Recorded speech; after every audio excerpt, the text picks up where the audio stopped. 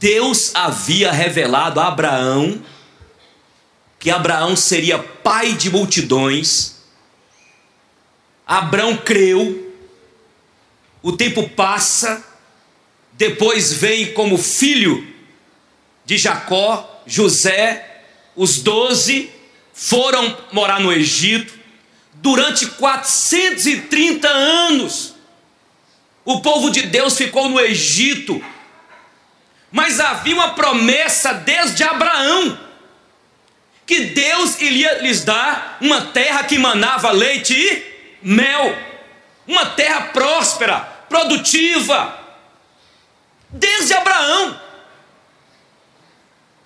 E quando Deus usou Moisés, para dizer para Moisés, para tirar o povo dele do Egito, e ele sentiu incapacitado, mas ele creu, e ele foi até o Egito, e a mão de Deus esteve com Moisés.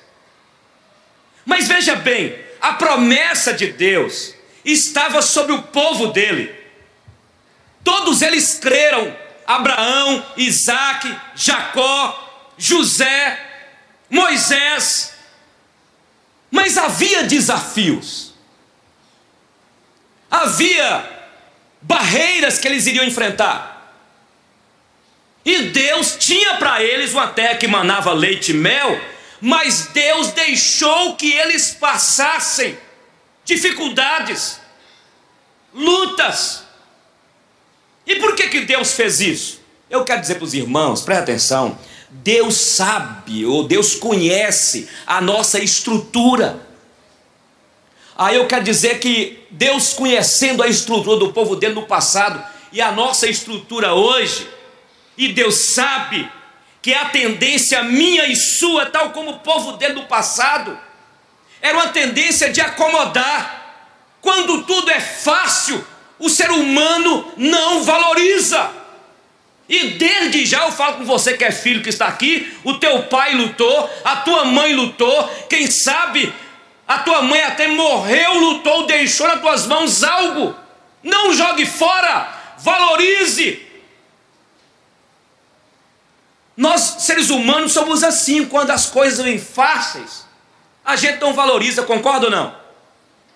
Então, o povo teve de passar por situações, teve as barreiras, porque Deus sabia, havia a promessa dele sobre o povo, mas Deus conhecia o povo, e me conhece e conhece, que nós somos limitados, tendenciosos ao mal, tendenciosos a desviar da presença dele, e ele vai utilizar, ele vai permitir situações difíceis para que lutemos, e ele vai estar conosco para que nas nossas conquistas nós saibamos glorificar e exaltar o nome dele, porque se conseguirmos tudo sozinhos, nós acabaremos dizendo como alguns dizem: quem é Deus?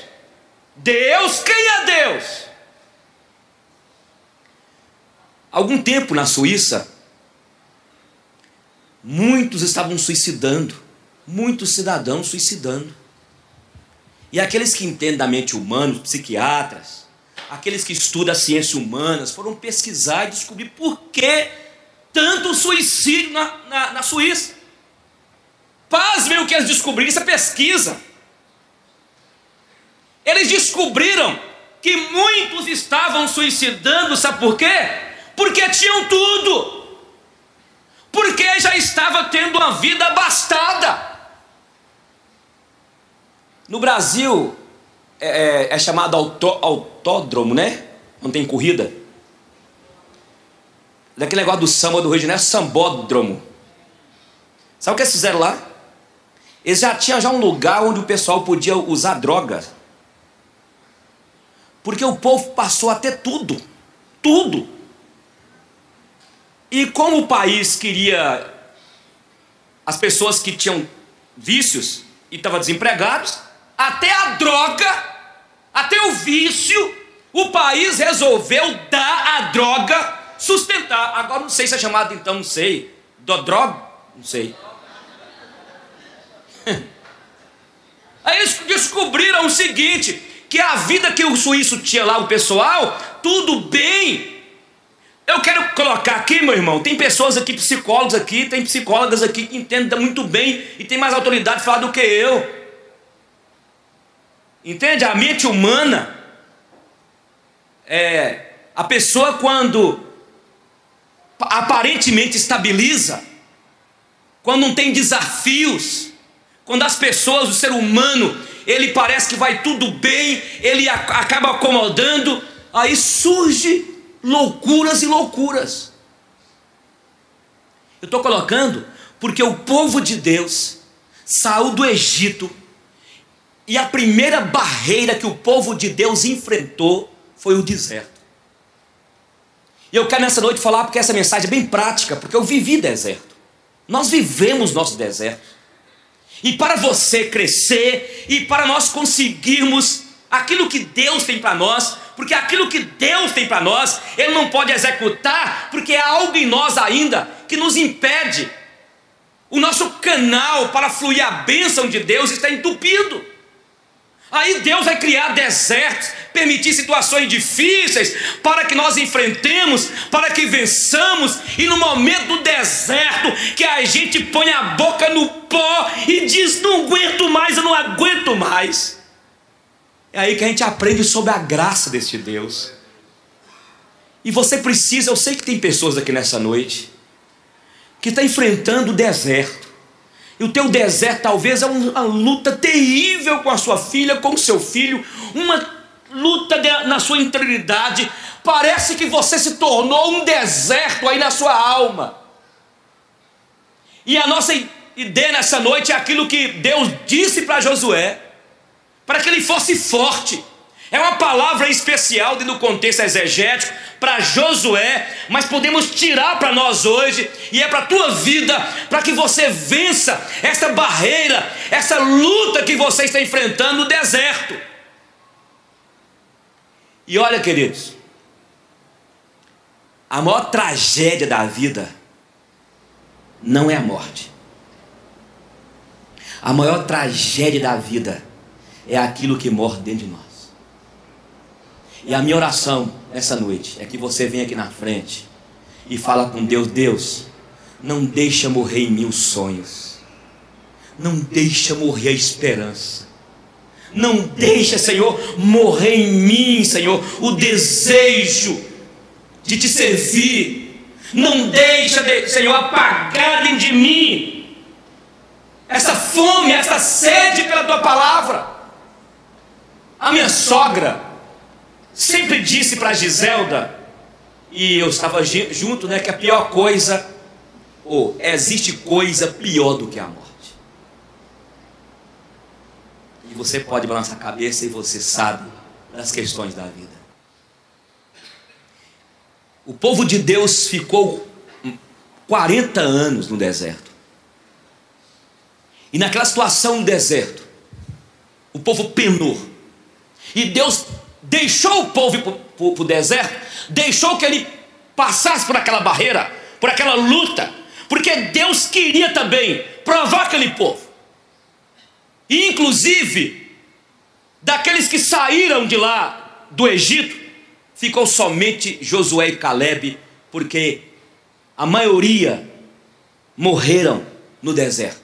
Só aquela geração nova que saiu ali do deserto, que foi ali sendo gerado no deserto, porque Deus estava provando aquele povo. Deus está te provando, meu querido, neste deserto, é nessa luta, é neste problema. Hoje nosso irmão Joel ministrou uma palavra que impactou minha alma: o contraditório. Está perdendo a escola dominical, irmão? Não perde não, traga sua criança. Estamos tentando restaurar, orando. Não vamos restaurar aqui a terça-feira, oração, restaurando o altar para Deus. Ou nós iremos orar pelas crianças, pelos adolescentes e jovens. Você tem que trazer seu filho, você tem que vir na escola dominical. Então ele ministrou sobre o contraditório. Tem hora que Deus vai permitir entrarmos em situações que você vai falar assim: não, Deus, isso é loucura. Algumas situações que fogem até daquilo que você professa crer. Mas é nesse deserto, nessa luta que você está enfrentando, que Deus está vendo. E você vai testemunhar depois que você passou pelo deserto e venceu, porque aquilo que foi forjado em você não foi a religiosidade, não foi doutrina de igreja, não foi simplesmente aquilo que você professava apenas de boca para fora, mas quando você vai para o deserto, é no deserto que a gente geme, que a gente chora, que a gente grita, e é neste grito que a graça do Senhor opera. Glória ao nome do Senhor. Eu estou ministrando que eu sei que tem famílias aqui passando por isso. Vença essa barreira. A primeira barreira enfrentada pelo povo de Deus, que logo após Josué assume, porque Deus fala com Moisés para entregar para Josué, mas a primeira barreira foi exatamente o deserto, e foi difícil, foi um tempo muito longo, 40 anos, difícil mesmo, irmão. E eu quero dizer uma coisa aqui, não é que Deus tem prazer em a gente sofrer, irmãos, mas eu creio que uma das estratégias dele é utilizar mesmo a perda, o gemido.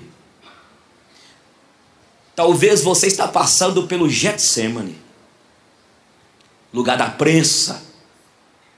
Jesus passou pelo Getsemane, pelo lugar da prensa. Lá no Getsemane tinha lá aquela moenda onde esmagava as azeitonas para fazer o mais puro azeite. E exatamente no Getsemane que o Filho de Deus gemeu, chegando ao ponto de dizer para os discípulos que ele levou consigo: nenhuma hora pudestes vigiar comigo, vigiai e orai para que não entreis em tentação. O Espírito está pronto, mas a carne é o quê? Nesta noite o Espírito Santo de Deus está me usando para falar contigo, porque você está passando pelo deserto, pela prensa. A moenda de Deus está pegando esta azeitona que está aí, que é você, eu, azeitoninhas de Deus. Eu preguei essa mensagem, uma pessoa, meu pastor, hoje de manhã, prega essa mensagem depois, o boletim está aqui, você lembra? Eu preguei sobre as azeitonas de Deus, porque falando no Getsemane, que tinha lá aquela moenda, aquela prensa, aquela fábrica de azeite. Quando eu colocava aquelas azeitoninhas ali, vinha aquela prensa, um peso, e esmagava. É assim que Deus faz sair de mim, de você, o azeite. E é aí que a graça opera, e você se torna forte. Queridos, seguir Jesus é muito mais do que sentar nesse banco. Seguir Jesus é muito mais do que cantar cânticos. Seguir Jesus é muito mais do que levantar a mão, eu aceito, do que batizar. Seguir Jesus é estar pronto para morrer por amor a Ele. É carregar uma cruz, é ser decepcionado, é de repente você saber que foi decepcionado ou decepcionada numa situação até dentro da igreja. Não é para você sair, não é para você mudar. É verdade que alguns mudam e tem as suas, e Deus tem maneira de operar em cada um. Eu quero dizer que você precisa deixar esse momento passar, porque é no gemido que Deus fala e a graça dele vem. Louvado seja Deus. Precisamos de vencer essas barreiras. É lá no deserto, é aí no deserto mesmo. É nesse deserto aí que você está incomodado, em que você está vivendo aí esse contexto. Perguntas surgem e tem hora que você grita.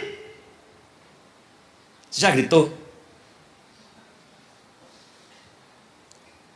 Você já teve um momento de você chorar e você vem aquele choro assim que você dá vontade de gritar e você tem que entupir por causa do vizinho? Já aconteceu? Aconteceu lá em casa essa semana. Eu estava chorando e eu fiquei com medo de não controlar. Eu tentei pegar um travesseiro e colocar na boca. Aí Giselda veio, me abraçou e chorou comigo. Tem hora que a gente chora e a gente tem vergonha de chorar até, porque a gente não tem costume tanto de chorar, na verdade, alguns. E aí a gente, moça, eu vou dar um jeito aqui. E como meu quarto fica perto do vizinho lá, assim, essa vizinhança aqui vai ouvir. Ouvi de uma irmã essa semana que tinha um momento que ela estava tão aflita que ela saía e arrumava um lugar baldio, mesmo na cidade lá, pequena, e começava a gritar. E dava cada grito, o povo ia ficando doido. Um pastor nos compartilhou que no momento de aflição da sua alma, pastor Jeremias Pereira, ele saía porque alguém lhe ensinou: grita, grita, chora e grita. Aí diz que ele foi para o monte orar e gritava. Deus, aprenda isso, olha. No deserto, precisamos de entender e tomar 3 atitudes. A primeira é a atitude de entender que Deus está conosco. É prático, né, falar isso? Ah, é tão prático. Claro que Deus está, pastor. Ah, é? Tem essa atitude. Moisés entendeu que apesar do deserto, mas Deus estava lá. Deus estava lá. Durante a noite havia uma coluna de fogo. Durante o dia tinha lá uma nuvem, impedindo aquele sol causticante trazer um câncer para a pele do seu povo. Aprenda isso, você que está no deserto. Deus está contigo. O nosso mestre Jesus, quando ele foi embora, ele declarou que não nos deixariam só. Ele falou com os discípulos: olha, eu enviarei o Consolador. E a ideia lá é exatamente o Espírito do consolo que está conosco, em nós. É Ele que te acompanha. Não fica pensando que você está sozinha neste seu Getsemane, neste seu deserto. Não, o Senhor está contigo. Tenha na mente isso. Deus não te abandonou. Até parece que Ele abandonou, mas não abandonou não. Segunda atitude é entender que Deus vai fazer algo melhor. Você pode dizer isso? Deus vai fazer algo melhor. Repita comigo: Deus vai fazer algo melhor. Eu gosto da música que Fernanda canta, é dela: a esperança não morreu. Nós temos nosso Cristo conosco. É Ele que nos motiva a seguir em frente. E Deus está dizendo para mim e para você: seja forte, seja corajoso, não temas, não te espantes, porque o Senhor Deus é contigo. É Ele que vai te sustentar e está te sustentando. Mas olha, viva este deserto que é seu, viva este Getsemane. E outra coisa eu quero te pedir aqui: por favor, não culpe ninguém. Não culpe ninguém. A tendência minha e sua, em meio às decepções, em meio à situação que nós fomos para o deserto, é a gente culpar o outro. E eu tenho aprendido, nesses mais de 30 anos de crente e 54 de vivência, é que quando eu estou numa situação em que eu fui provocado, em que me trouxe a decepção, em que partiu a minha alma, em que eu senti ferido no espírito, eu tenho de fazer uma pergunta: será que Deus não está usando isso para me mostrar um caminho diferente? É essa visão que nós temos de ter. Porque Deus deixou o povo no deserto porque Ele queria que aquele povo mudasse. Um povo que reclamava, que murmurava, ficava o tempo todo no pé de Moisés. Ah, Moisés, eu estou com saudade das cebolas do Egito. Ah, Moisés, aquelas carnes do Egito. E foi reclamando. Você já pensou o povo dia e noite reclamando? Minha mãe lá em Salinas, eu tenho que citar minha mãe, que era muitos filhos. Ah, mãe, me dá. Minha mãe ficava doida. Qualquer dia eu mato um bocado desse. Doido, moço. Reclamando dia e noite. Aquela renca de filho. E minha mãe falava renca. Então, e Deus, Moisés, sempre era assim: ordena meu povo que marche. Moisés, eu vou mandar para o povo então um maná, mas fala com eles para não guardar para o dia seguinte. Mas é igual eu e você, principalmente eu. Vou ter que guardar, eu tenho que fazer uma economia. E Deus queria ensinar para aquele povo que Ele que cuidava do povo. É a terceira atitude: o Deus da providência. É no deserto que nós começamos a ver grandes coisas de Deus.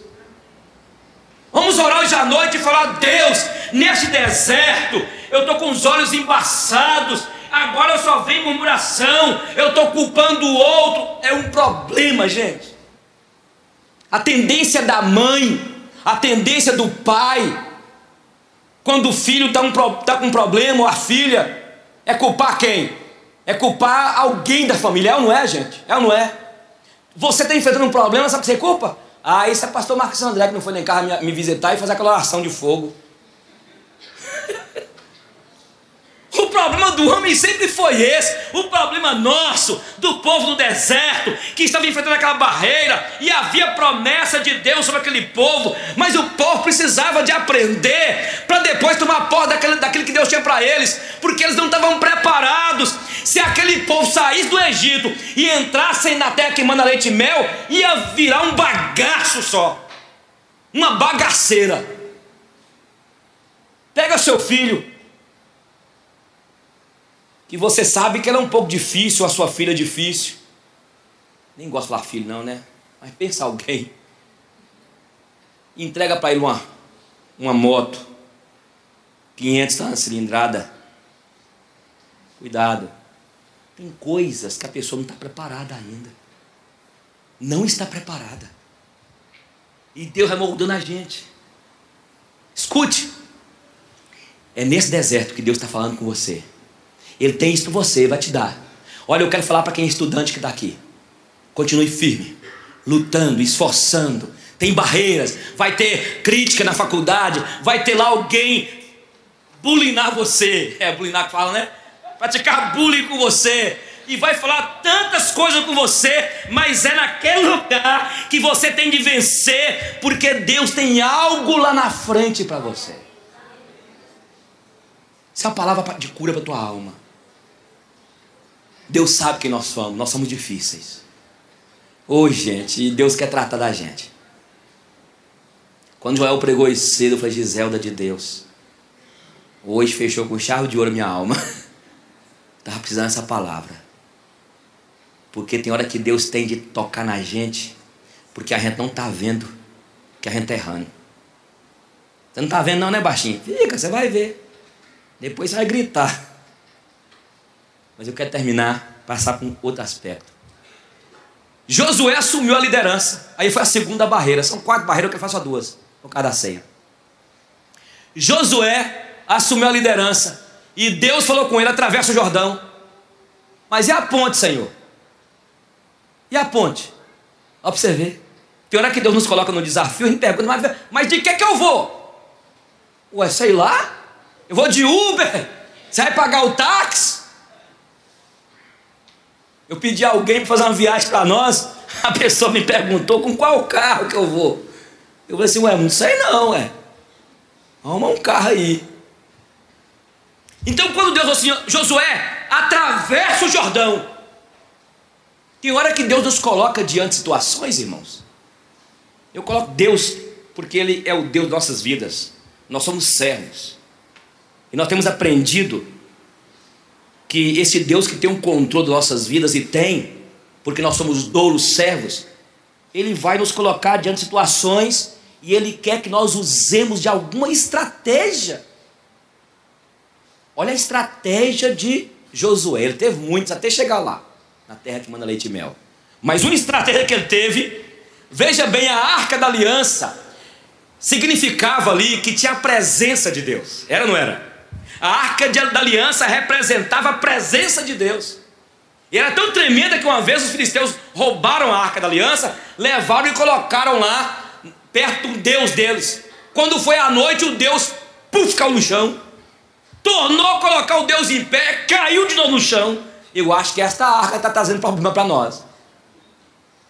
A presença de Deus. Tem um momento que o povo de Deus venceu a batalha, porque aquela arca simbolizava a presença dele. Josué é estratégico, ele não perdeu a visão. Ele sabe de uma coisa? Como é que nós vamos atravessar esse Jordão? Para levar a arca tinha de ser os levitas.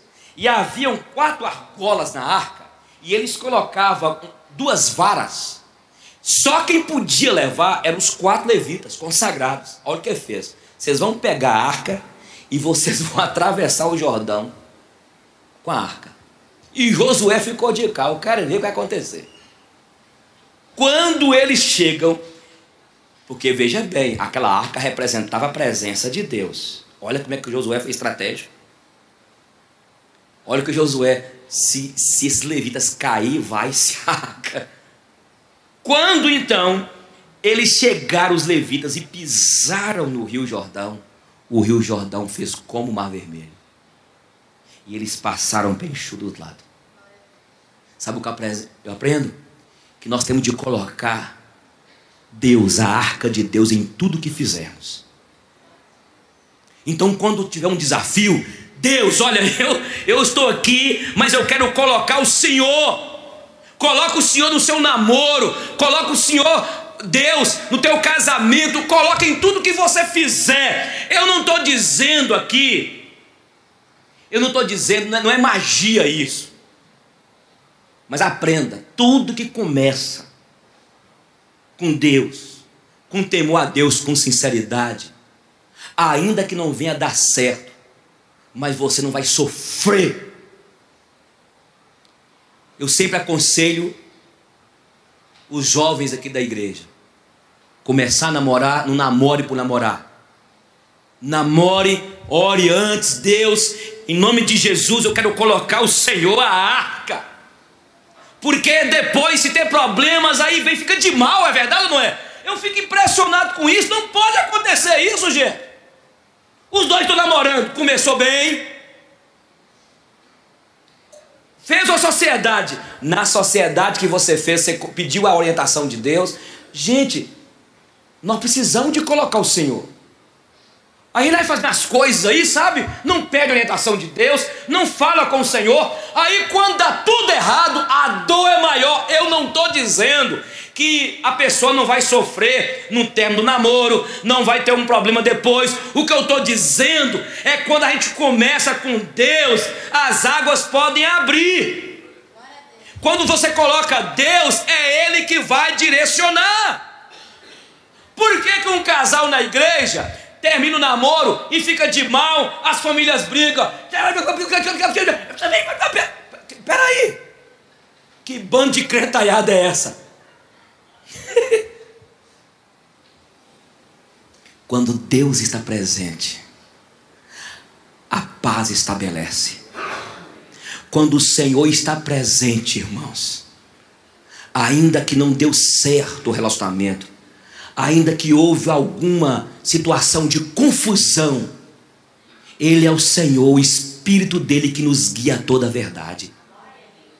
Por isso eu quero convidar você nessa noite, diante da situação que você está vivendo, quem sabe o Jordão seu seja algo que você fala assim: não consigo, é um sonho, é uma questão financeira, eu não sei o que está acontecendo contigo, mas esta é uma impossibilidade.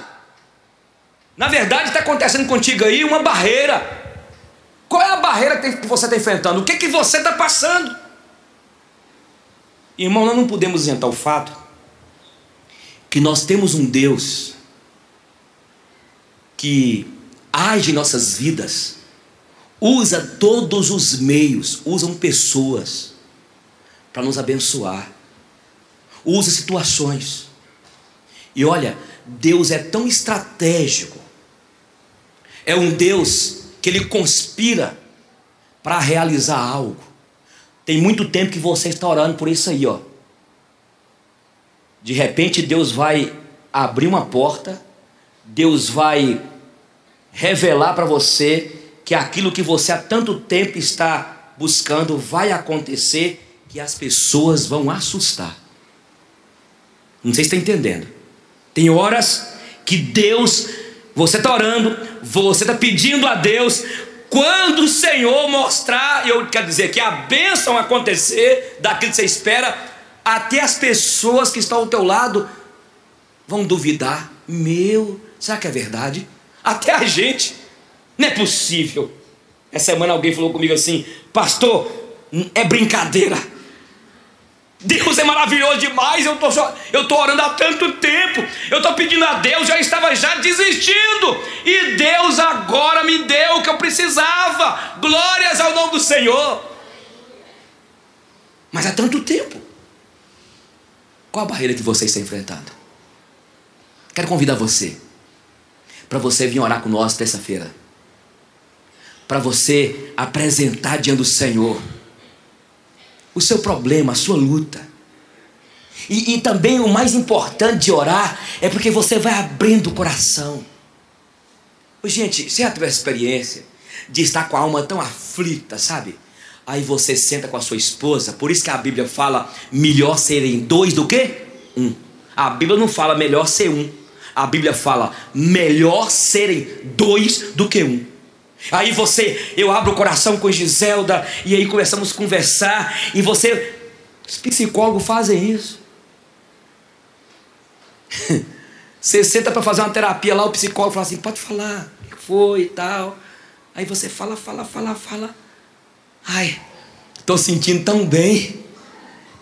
Eu perdi R$120, é 120? R$150. Nós indicamos aqui alguém para ir no psiquiatra aí. Gente, presta atenção, olha para cá. Você não fica pensando quem vai no psiquiatra, gente, psicólogo, quem é doido, não, gente. Até eu já fui. O senhor já foi, pastor?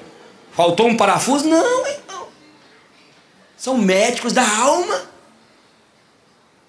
E eu indicamos uma pessoa aí, estava meio com problema. Aí Giselda indicou um psiquiatra muito bom aqui em Montes Claros. Na primeira terapia, André, ela veio falar com Giselda, ué, tô curada. E parece que o negócio é assim meio, não é místico não, sabe? Mas sabia que só o fato de ir naquele psiquiatra, o pastorzinho Eugênio tá lutando, e orando e tal, e põe as mãos, tem de ungir agora, ungir. Aí vai no psiquiatra, o psiquiatra conversou, não deu nem uma hora. A pessoa foi curada. E Deus usou, e ela é crente, o psiquiatra não é crente. Não é. Mas é um homem que teme a Deus, né? É assim. Se precisar, vai. Ai, quem dera, eu sonho com isso aqui ainda. Sonho comigo, para que a igreja aqui tenha condições de ter alguém aqui pago pela igreja. Porque talvez eu e Marcos André, seja aqui que aconselha casais, e outros mais, nós não conseguiremos. E tem momento que o pastor tem que entregar para o psicólogo. Vai lá, ó. Paga um pouquinho lá. Amém, irmão?